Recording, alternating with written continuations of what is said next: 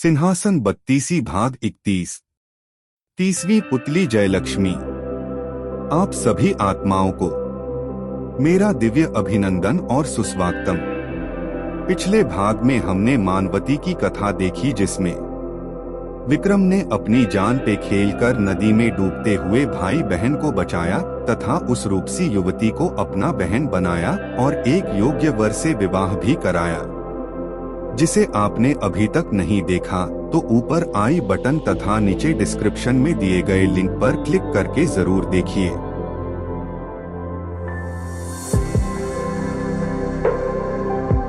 तो आइए आज देखते हैं 30वीं पुतली की कथा। 30वीं पुतली जयलक्ष्मी ने जो कथा कही वह इस प्रकार है। राजा विक्रमादित्य जितने बड़े राजा थे उतने ही बड़े तपस्वी।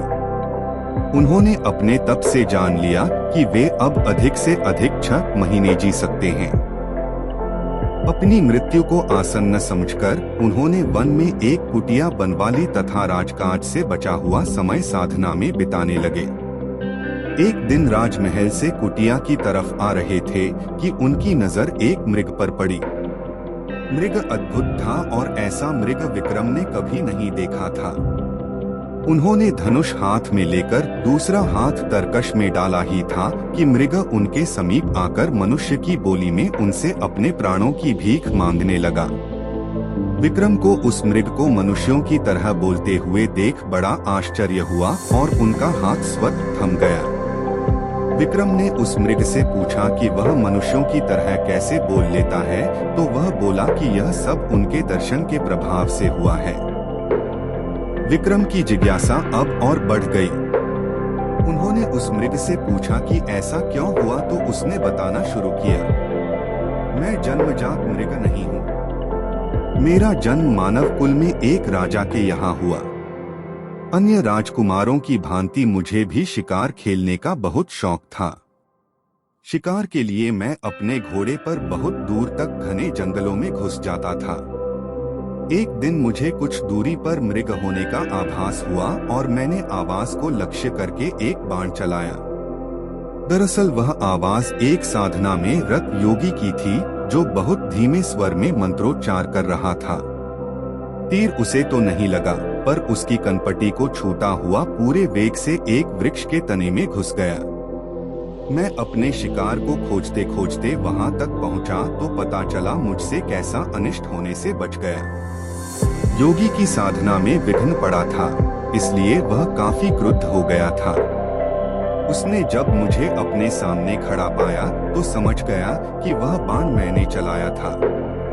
उसने लाल आंखों से घूरते हुए मुझे श्राप दे दिया। उसने कहा, ओ मृग का शिकार पसंद करने वाले मूर्ख युवक, आज से खुद मृग बन जा।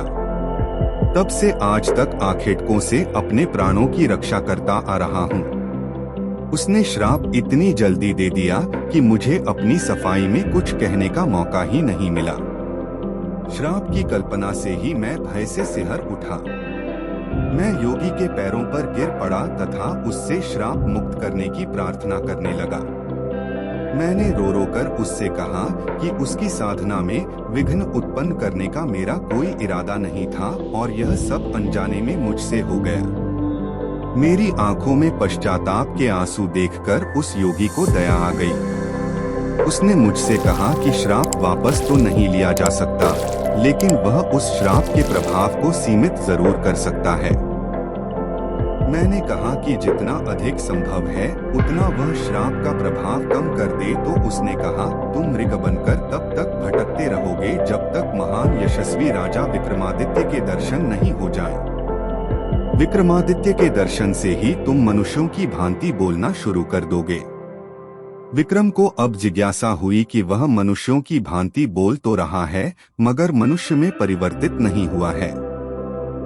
उन्होंने उससे पूछा, तुम्हें मृग रूप से कब मुक्ति मिलेगी? कब तुम अपने वास्तविक रूप को प्राप्त करोगे? वह श्रापित राजकुमार बोला, इससे भी मुझे मुक्ति बहुत शीघ्र मिल जाएगी। उस योगी के कथनानुसार मैं अगर आपको साथ लेकर उसके पास जाऊं तो मेरा वास्तविक रूप मुझे तुरंत ही वापस मिल जाएगा। विक्रम खुश थे कि उनके हाथ से शापग्रस्त राजकुमार की हत्या नहीं हुई, अन्यथा उन्हें निरपराध मनुष्य की हत्या का पाप लग जाता और वे ग्लानि तथा पश्चाताप की आग में जल रहे होते। उन्होंने मृगरूपी राजकुमार से पूछा, क्या तुम्हें उस योगी के निवास के बारे में कुछ पता है?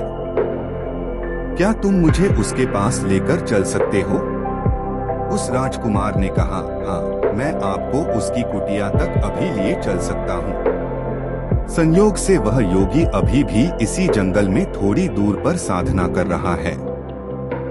वह मृग आगे आगे चला और विक्रम उसका अनुसरण करते करते चलते रहे।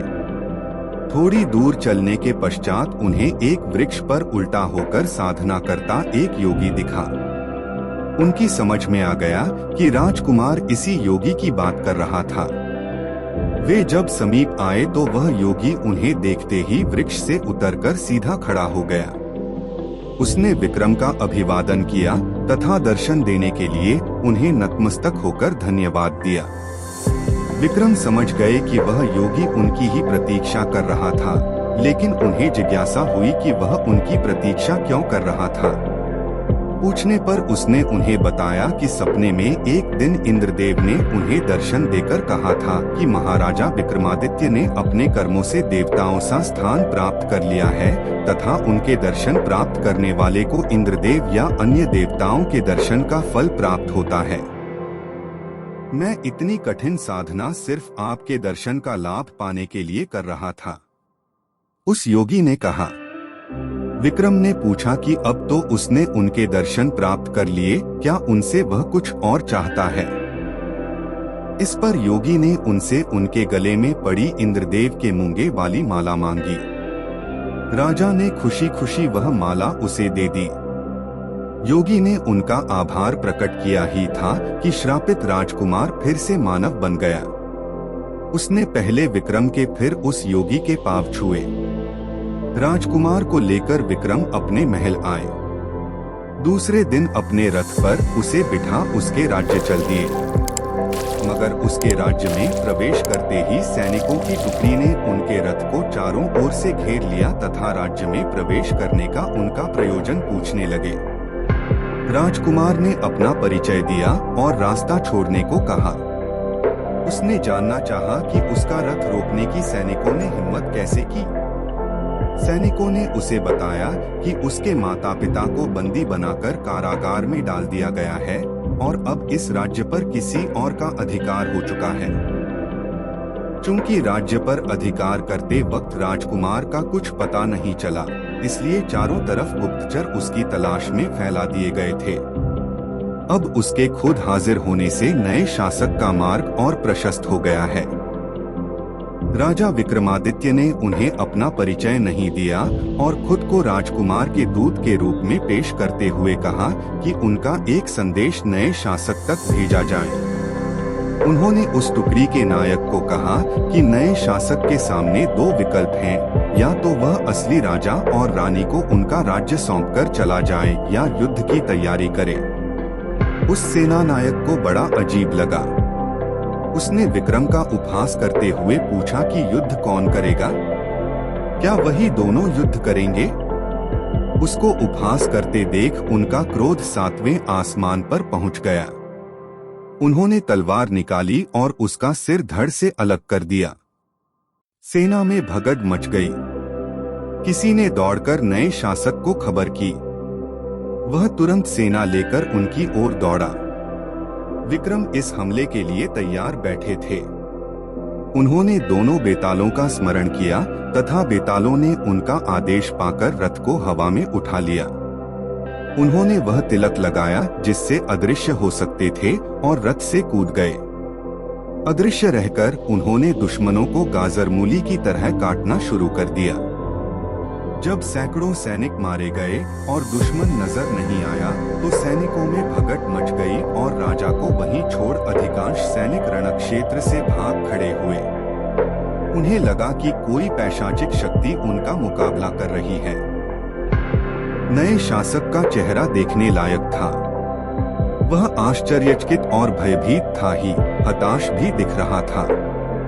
उसे हतप्रभ देख विक्रम ने अपनी तलवार उसकी गर्दन पर रख दी तथा अपने वास्तविक रूप में आ गए। उन्होंने उस शासक से अपना परिचय देते हुए कहा कि या तो वह इसी क्षण यह राज्य छोड़कर भाग जाए या प्राण दंड के लिए तैयार रहे। वह शासक विक्रमादित्य की शक्ति से परिचित था तथा उनका शौर्य आंखों से देख चुका था, अतः वह उसी क्षण उस राज्य से भाग गया। वास्तविक राजा रानी को उनका राज्य वापस दिलाकर वे अपने राज्य की ओर चल पड़े। रास्ते में एक जंगल पड़ा। उस जंगल में एक मृग उनके पास आया तथा एक सिंह से अपने को बचाने को बोला, मगर महाराजा विक्रमादित्य ने उसकी मदद नहीं की। वे भगवान के बनाए नियम के विरुद्ध नहीं जा सकते थे। सिंह भूखा था और मृग आदि जानवर ही उसकी क्षुधा शांत कर सकते थे। यह सोचते हुए उन्होंने सिंह को मृग का शिकार करने दिया। अगले दिन 31वीं पुतली कौशल्या ने जो कथा सुनाई, जिसमें विक्रम ने वन में भी साधना के लिए एक आवास बना रखा था। एक दिन उसी आवास में एक रात उन्हें अलौकिक प्रकाश कहीं दूर से आता मालूम पड़ा। उन्होंने गौर से देखा तो पता चला कि सारा प्रकाश सामने वाली पहाड़ियों से आ रहा है। उस प्रकाश में क्या था और क्या हुआ, इसे जानने के लिए जरूर देखिए इसी चैनल की अगली वीडियो सिंहासन 32 भाग 32 में।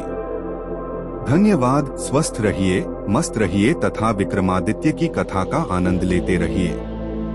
डिस्क्रिप्शन में इसी प्रकार की विभिन्न विषयों की प्लेलिस्ट दी गई है, जहां से प्रेरणादायी, शिक्षाप्रद व मनोरंजक वीडियो का भी आनंद लीजिए और अपने करीबी जनों को शेयर भी कीजिए। इन्हीं शुभकामनाओं के साथ पुनः मिलते हैं यूनिवर्सल हीलिंग बाय यूएसडी पर। पहली बार इस चैनल में आए हों और वीडियो देख रहे हों तो लाइक व सब्सक्राइब कीजिए और बेल आइकॉन प्रेस करना न भूलिए ताकि अगले वीडियो की नोटिफिकेशन मिल सके। पुनः आप सभी दिव्य और प्रफुल्लित पुण्यात्माओं को बहुत बहुत धन्यवाद। अपना आशीर्वाद बनाए रखें।